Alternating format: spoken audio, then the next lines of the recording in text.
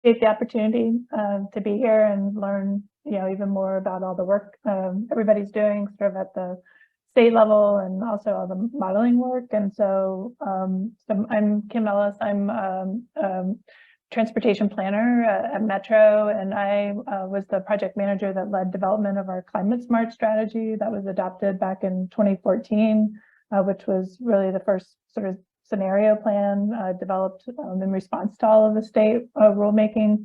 And then another role that I play is I'm the project manager for our regional transportation plan updates, and that is a key vehicle for implementing the climate smart strategy and work that we're doing right now to update our regional transportation plan. Will be addressing the new CFEC rules to the extent that the regional transportation plan is required to. So I just wanted to sort of just acknowledge, and it's come up in some of the earlier conversations already today, but our region has had a long history of doing work to respond to original legislation back in 2007, 2009, to begin developing our strategy and also to implement it in support of the work that the CFEC rules are now continuing to carry forward. And our 2018 Regional Transportation Plan was the first RTP that fully incorporated our climate smart strategy. And so our process now is that each time we're updating the regional transportation plan, we're reporting back on how we're doing implementing that strategy. And the new CFEC rules are going to add additional things for us to do as part of that process, and I'll talk a little bit about that. Our foundation, as we've developed Climate Smart, it just really reaffirmed the importance of our 2040 growth concept as our land use and transportation strategy for at the local and regional level for meeting the state targets. And so the work that we're doing to, and Cody sort of referenced this in his presentation, we won't be designating CFAs per se or climate friendly areas. We're really relying on the centers, the purple areas, purple and pink areas on this map to serve as those. And largely those have already been adopted locally through local comprehensive plans, but we do have some work to do for a handful of centers that have not yet adopted formal boundaries, and I'll talk about that a little bit more. And we've always viewed this work, even though when 2040 was adopted back in 1995, climate was not the driving force behind it. It was about compact urban form and trying to reduce vehicle miles traveled per capita.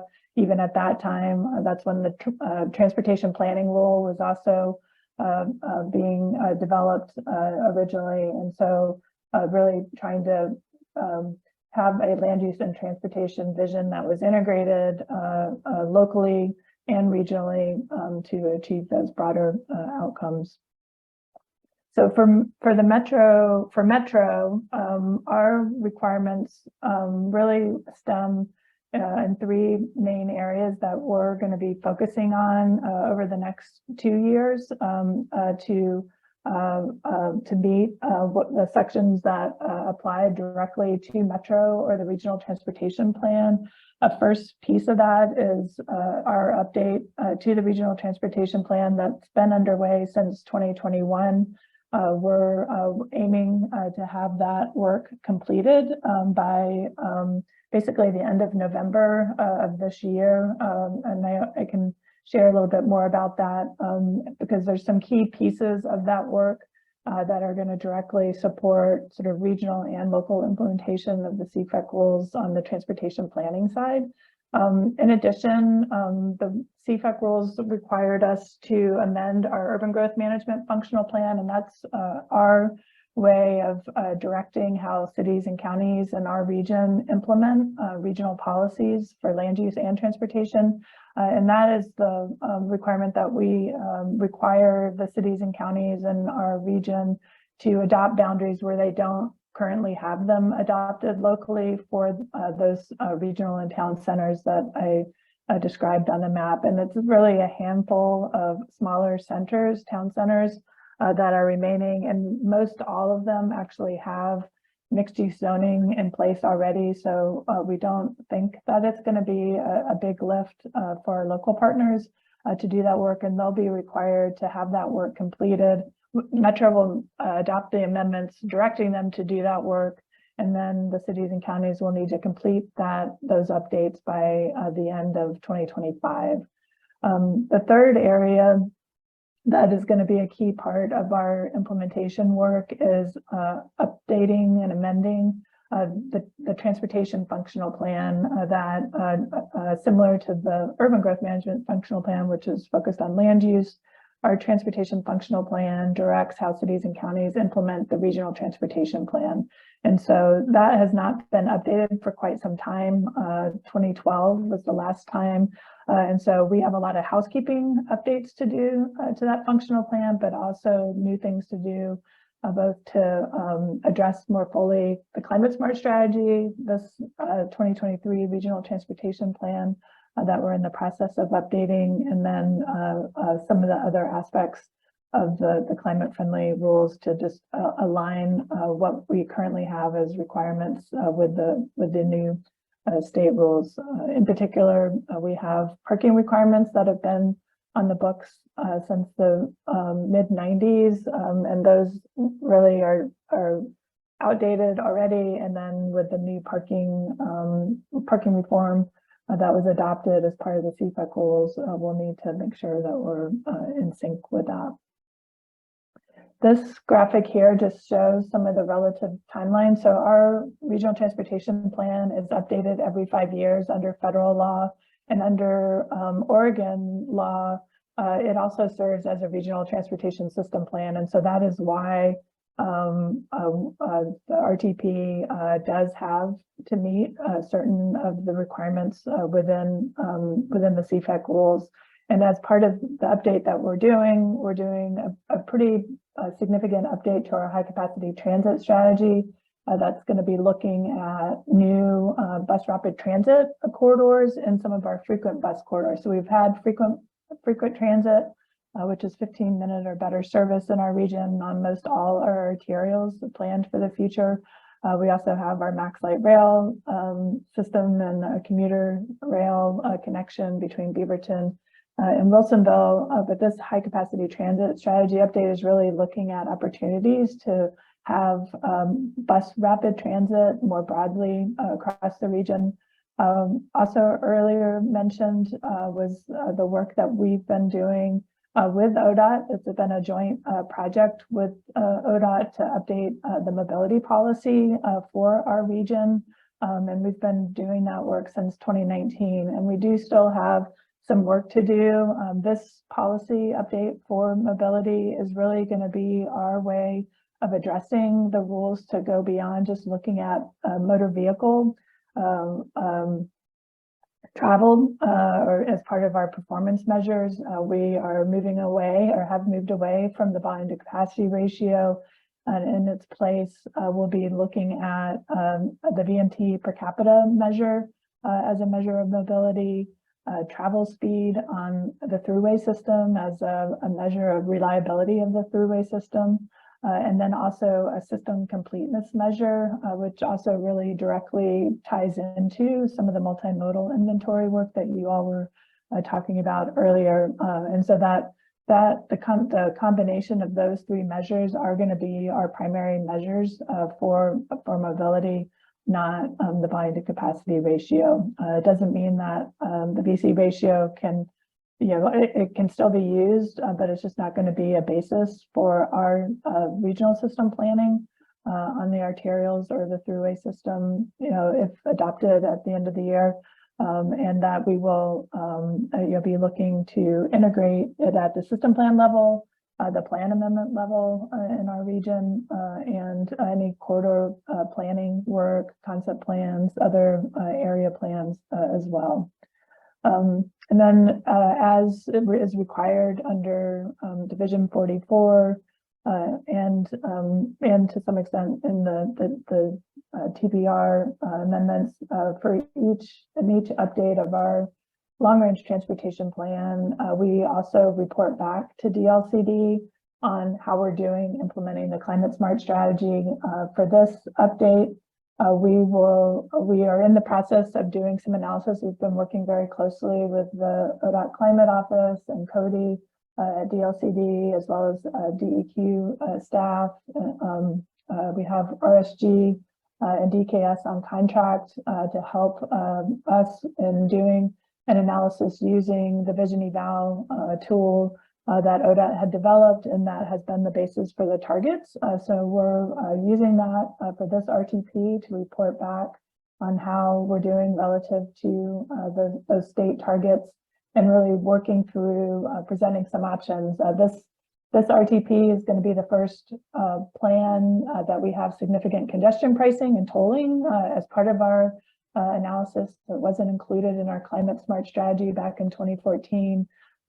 We've also had changes in transit and in terms of service. There were service cuts because of the pandemic, then there were driver shortages. So we've had, as a region, have had, I would say, had a step back in terms of our aggressiveness in expanding transit, which was a centerstone of the climate smart strategy. So we're working to identify whether or not we're on track to meet the target, bringing in some new concepts, the tolling as a piece of that, and then also sorting out what of the statewide transportation strategy beyond what's required in the rules for us to include that we would include as part of our updated strategy.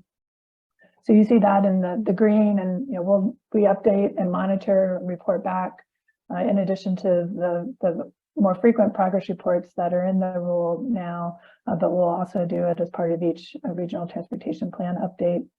The functional plan work that I mentioned, we will begin updating the transportation functional plan early next year. Also, the urban growth management functional plan will begin to be updated early next year to address those two provisions that I previously mentioned. The urban growth management work that Metro is responsible for, which is basically managing our urban growth boundary.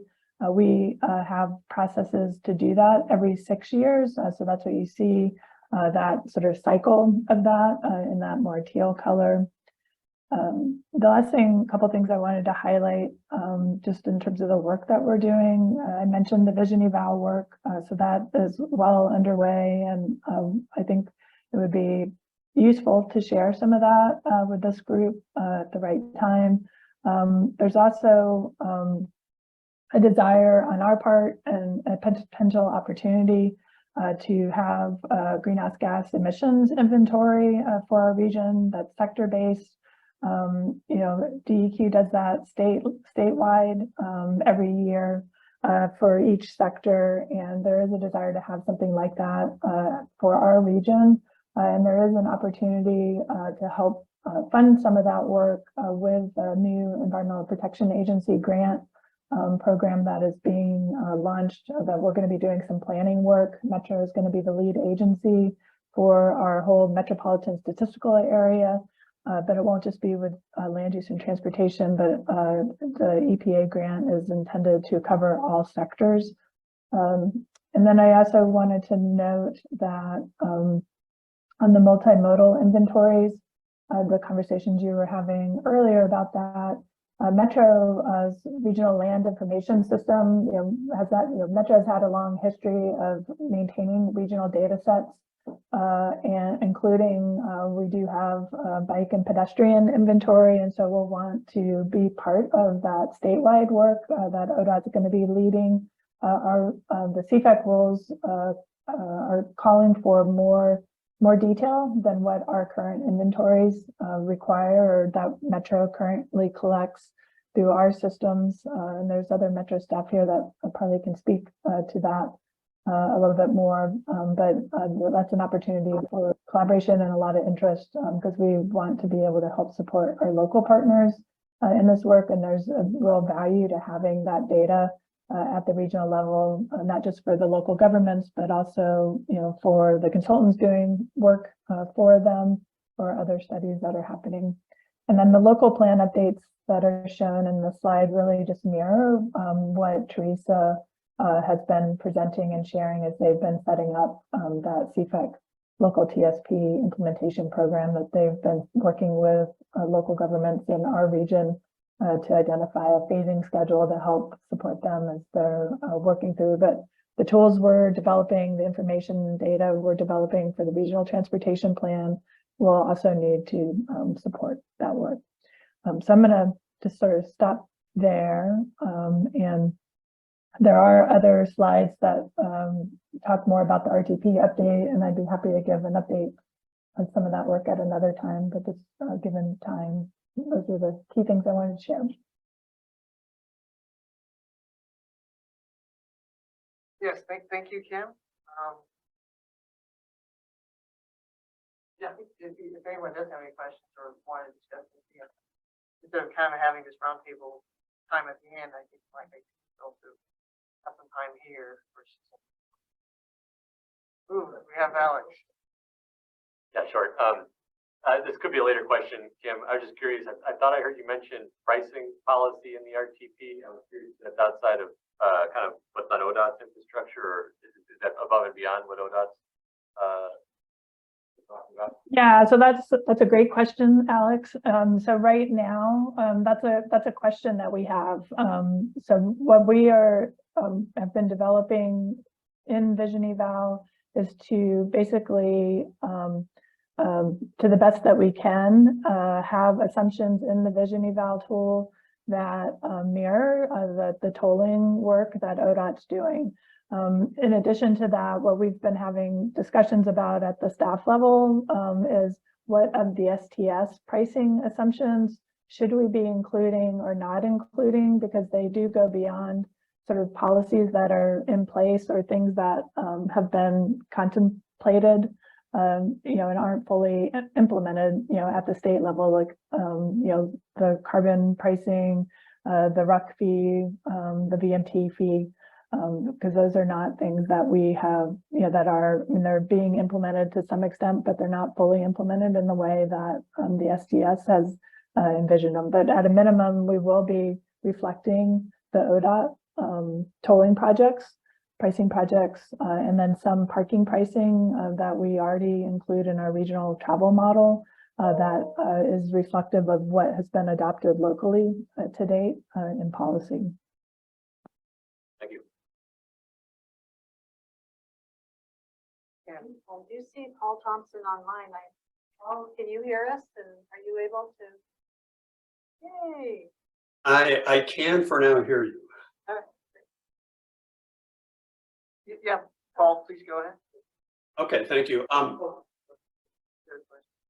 just wanted to say that, like, Kim, I really liked your comments about some of the lessons that you've learned and that we should bring them back. I mean, maybe this OMA thing is in place for some of that too, right? We were trying to figure out if there's a PhD conversation. So Kim may have stuff right now. So Kim, we should continue to talk about what you might bring to share. I think you mentioned Vision Eval work, some stuff about an inventory. And then there's a discussion about maybe the multimodal data inventory. So anyway. Yeah, that, and then I think the other area that is on the mobility policy itself, because of the VMT per capita, there's technical work that we need to do to be able to estimate not just at a regional level, but at smaller geographies for system planning or the plan amendments that policy would apply to. And then the throughway measure, and that links to, I think, some of the updates that the highway plan ODOT will be doing to help support CFEC as well. Right, and some of those things stretch over multiple times, so you might be able to grab some OMA, right? The user group has these webinars and do some sharing really quickly here within a month. There's a slot open. We'll be in touch. That's great, thanks. I'm sorry, Paul. Yep. Paul, please go ahead. All right, thank you. Good afternoon, everyone. I'm Paul Thompson. I'm the manager for the transportation and planning programs at the Lane Council of Governments. Two quick caveats first. Number one, I've had a really unstable internet connection. I've rejoined this meeting 3 times. Hopefully I'll stay connected this time. And number two, Kelly Clark from LCOG was scheduled to do this presentation, and she went on a last-minute vacation this week, so I am filling in. I'm not the person doing the work, so please don't ask me tough questions. However, what I do want to run down is really the three areas that LCOG has been and will be involved in the CFEC implementation work since the rules were implemented. We started off right away in the summer of 2022 under a contract with DLCD to prepare the draft climate-friendly areas methods guide. Many of you have probably seen that. It's out there on the DLCD website. Ever since we did the draft, DLCD has been updating that and sort of keeping it current with the learned experience now that people are actually doing some of this work. That is done as far as LCOG is concerned. The second part of work that LCOG has been involved in is currently underway. We have an IGA with DLCD to provide technical support, primary staffing for the climate-friendly areas studies for both the City of Eugene and the City of Springfield. And we're working both with Eugene and Springfield to go through their requirements for the climate-friendly area analysis, looking at the suitability of the areas, spatial demographic analysis, the equity and anti-displacement analysis, policy and code analysis, capacity analysis, lots of other sort of technical work that our staff is working with the two cities on. We are different. LCOG is different than Metro in that we don't have the land use authority. We aren't actually directly subject to any of the requirements and the rules. So LCOG is acting more in a consultant role, if anything, for the local communities in our area, in our metropolitan area, that are subject to the rules. That current work with Eugene and Springfield is about 50% of the way done, and we expect to wrap that up this summer. The third area, we haven't started, well, actually, I guess in a way we have started with, but LCOG is still developing the draft IGA with Brian Hurley at ODOT. It's pretty much done, and we actually have started a little work on LCOG's role to really be a regional facilitator for what we have to do under the scenario planning requirements for the Eugene Springfield metropolitan area. Our metropolitan area was subject back in, well, it culminated in 2015. We were required to develop a preferred scenario, but not formally adopt it and not do anything more than develop and identify that preferred scenario. We did that in 2015, and now we jump forward to today, and what we're going to start with is that preferred scenario from 2015 and work with our communities to see if there needs to be any adjustments to it on the policy side or the technical side or anything else, and hopefully move that preferred scenario forward to actual adoption and then implementation. So LCOG's role in this is that we're going to be really working on developing the work plan over the next 2 years to accomplish that. We are going to be working initially on the governance structure. There's some questions about that, and that's actually due by the end of June. So that's the work we've already started is having a regional governance structure for us to get to an adoption of a preferred scenario. We're going to be working on just generally jurisdictional coordination, stakeholder engagement, public engagement. We're going to be working a lot on looking at the performance measures then. Once we have the preferred scenario nailed down, we're going to be working on performance measure metrics and future year targets. And to do that, LCOG will be working on a lot of modeling work, which may be of the most interest to you. We'll be doing regional travel model progress testing against the scenario and the targets. And I think one of the most exciting things perhaps for this group is that part of the work program that, again, we're finalizing with ODOT right now is that LCOG is going to update our existing green step model to the most recent version of Vision Eval. So we'll be working what we expect to be Vision Eval RSPN 3.0 and bringing that to bear on this work. Testing it maybe with some City of Eugene work that the city is independently doing, but really trying to get to a full Vision Eval model that we can use for implementing the adopted scenario, and then for moving forward with all the other modeling that LCOG does for the MPO and the local jurisdictions. And I realized that was pretty quick. Like I said, I'm just here standing in for somebody. That was a quick rundown of what we're doing in our area, but I'll try to answer any questions if there are any. Yeah, thank you, Paul. Thank you. If you have one question or two questions, Paul. I have a question, and it may, any of the jurisdictions here probably, I'm asking a similar question. And that is, climate-friendly areas are going to be boundaries, and they're going to upzone to allow certain things. Are there any actions, or how will we make things come together with the multimodal planning? And because this takes forethought, and maybe you're already thinking about that as to how that planning would occur to create multimodal areas. You've got transit agencies, all these pieces, but that's what you guys do as MPOs. So I'm wondering, like, what is the vision for bringing those pieces together? And maybe it's 2 steps ahead of, and you're worried about CFH right now, and that's fine. But I just wanted to so maybe Paul, start with you if you have any thoughts in that area. I'm going to have to beg off that and not say that I have thoughts on that area, on that yet specifically. We haven't really gotten to that level of discussion currently. Kim and Tyler, you probably have the same doing CFAs, and maybe that's all you can see. Not the blinders at this point, but. Well, the main thing I would say is I know that in the city of Bend is working to get a CFA area. They're going through that process right now. They're pretty tight, I think, in terms of what they're going to propose.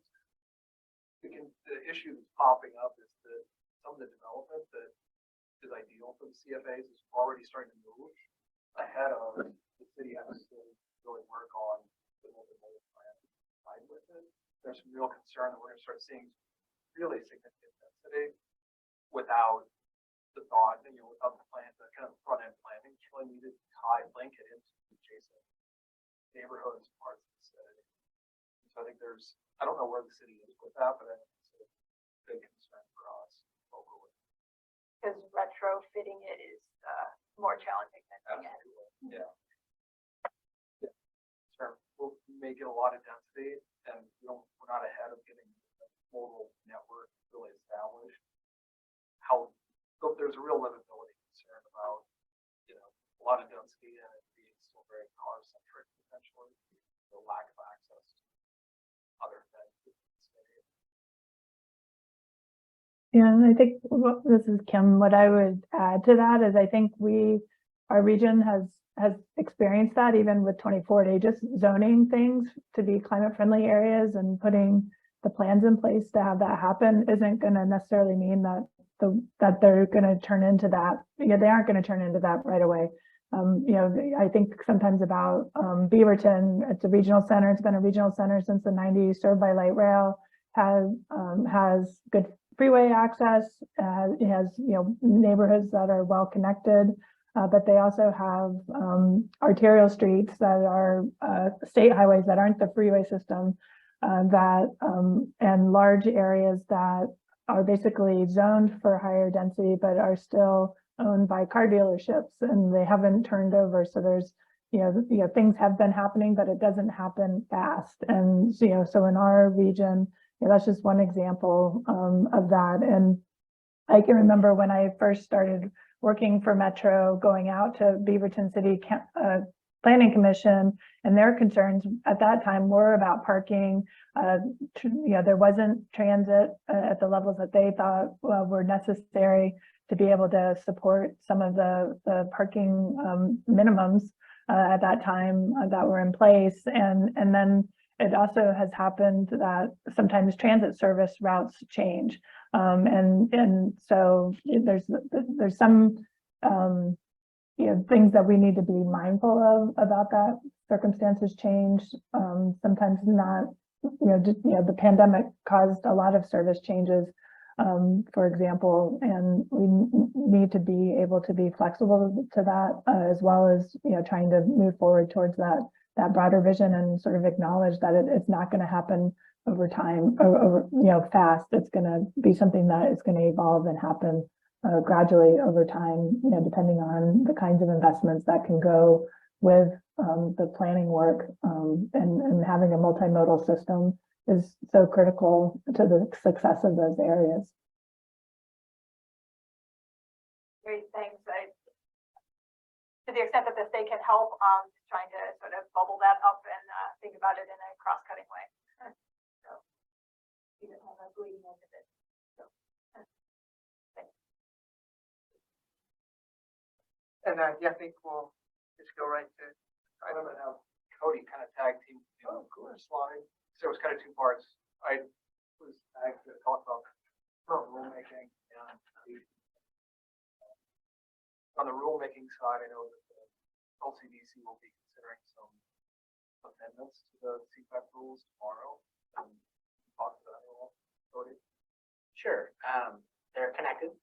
So there's this House bill, some concerns, obviously the challenge to the in city, county introduced legislation to stay the rules. So the legislature engaged our agency and concerned about this. Want you to go and make sure you're engaging these cities. When our commission adopted the rules, they did so with very explicit statements of we're going to go back and correct things. So it's not just a one-off deal, it's not carved in stone. If you look at Division 44, there's a specific rule that requires the commission to go back and we look at the targets and do that every 4 years. So it's not really unique that when we do rulemaking, there find things and go back and we correct them and learn over time. So we were already planning to do a corrections and clarifications rulemaking this year to make sure as we're implementing them, we're hearing more, we're learning more, we're correcting that. But really what happened was the legislature said we want, to see some action here.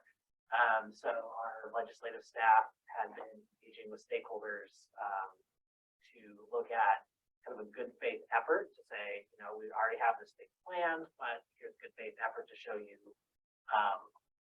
here's some temporary rules to have some corrections that we've heard so far that we think are, we would be making anyway. So those, there was the draft rules brought to commission in their packet, I think it's April 3rd, and then comment period is still open at the end of the commission meeting tomorrow. We are just releasing the updated draft based on what we heard, initial feedback. So we're bringing kind of a hand carry to the commission. It's pretty minor tweaks to the April 3rd language, but it's really just reflective of what we heard in public comment so far. So those will go to commission tomorrow morning, and temporary rules are in effect for 180 days. And while they're in effect, we're going to be, having this rulemaking process where we're looking at, other things to clarify. Also, here's the temporary rules and these corrections. Those are on the table still, but we feel pretty confident that we've heard a lot of support for those changes. But those will also be just part of that process. I believe that it's the November commission meeting, the permanent adoption.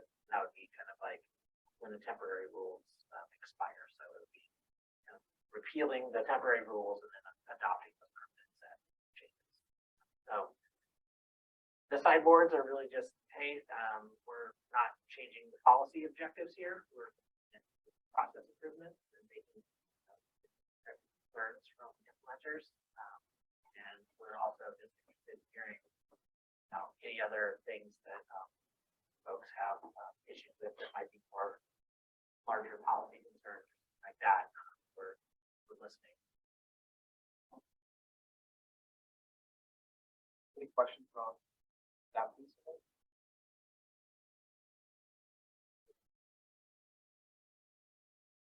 So just a quick rundown of kind of where the city of Bend is. You can see on the right, they have a pretty detailed work program for the next July of this year, July of 2026, so a 3-year work program. They've summed it up into this pretty nice graphic that I can share with you. It lays out how they're going to get there in terms of all of these things. some of the things that they are doing right now is they've already addressed the parking requirement changes. They've just simply eliminated parking requirements for all new development that was 13 months ago. They're working right now on some of the planning and code changes that are underway. I mentioned the CFA analysis, I think it's pretty far along in the city, and it ties in really well with what they did when they updated their comp plan so many years ago. They identified what they called opportunity areas. And those opportunity areas, I think, at least a couple of those parts of their steel that will line up pretty nicely. They're doing quite a bit of other work on building blocks that go into this effort. They're updating their buildable land inventory, housing needs analysis. We're working with them on updating some future baseline use data. The process we've got underway right now, and then the other thing that they are working on is they have a contract with DKS to be doing some preliminary CFEC modeling work. And, they're just getting started on that. So we will hopefully be bringing updates again in July on that work. That's all I have. Any questions? Yeah. Kind of had a question before when you were talking about they got projects, they might have projects that go faster than like multiple pieces come up. You said they're looking pretty dense. I was just curious, are those example projects that you're thinking of, are they dense from a housing perspective, or do they also have a multimodal or a mixed use component? Like, is there employment density there, or is it just a housing density? It depends. I mean, there's multiple projects I understand that are planning these projects forward. There's one of the big ones will have, I think, housing. There's others that are moving into, like, we have, some big box areas in the city. There's some development proposals happening kind of in and around those areas that are solely housing, within kind of sea of big box stuff, and they're completely auto oriented, and walking and biking in those areas is quite challenging. So I think that's what the big concern is. Some of those are adjacent to the state highway system. They're not tied into the city's roadway network very well. That's Is it a bridge? Or no? no, it's on the other side of that, kind of between Highway 20 and Highway 7 up north and down.